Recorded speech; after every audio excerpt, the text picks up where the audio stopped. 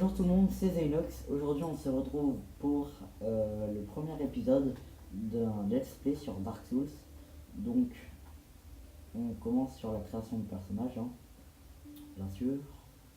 Bien sûr, bien sûr, bien sûr, bien sûr, bien sûr. Pas de création de personnage, ce serait horrible. Donc vous pouvez appeler ça un playthrough, un guide, un let's play, tout ce que vous voulez. Moi je dirais pas guide. Parce que pour faire un guide, il faut avoir fini le jeu, il faut bien connaître le jeu. Et je connais pas si bien le jeu, mais je voulais quand même faire un let's play dessus parce que c'est vraiment un excellent jeu. Sexe, on va prendre un homme.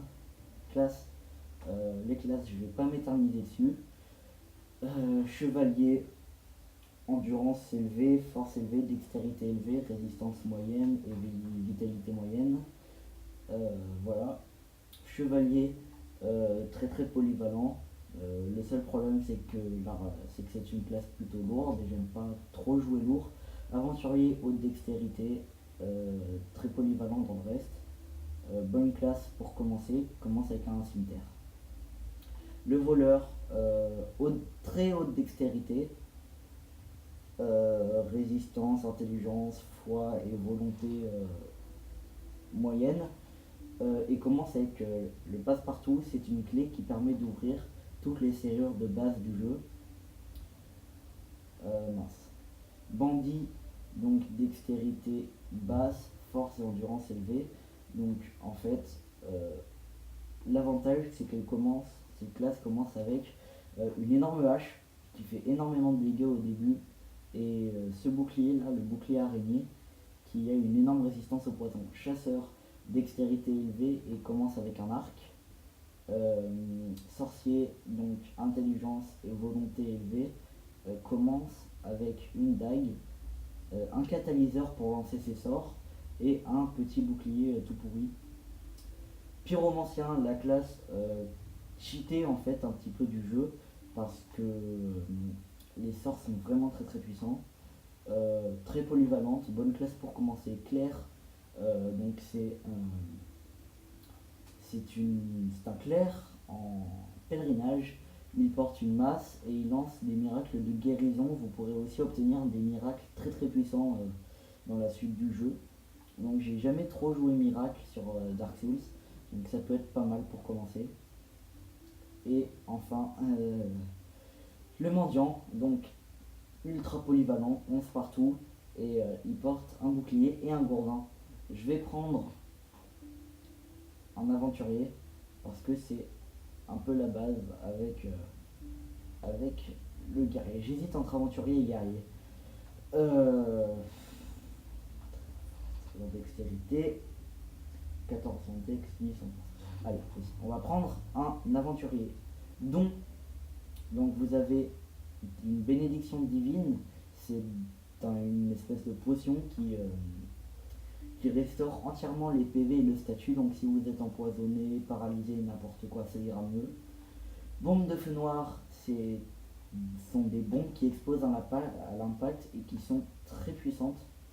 Donc c'est écrit, hein, plus dangereux qu'une bombe à fragmentation. Humanité jumelle, les prenez pas, c'est simplement deux humanités. Ça permettra de redevenir humain et pouvoir invoquer d'autres joueurs. Non. Non, je vous conseille pas de les prendre. Longue vue, non plus, ça permet d'observer des endroits distants.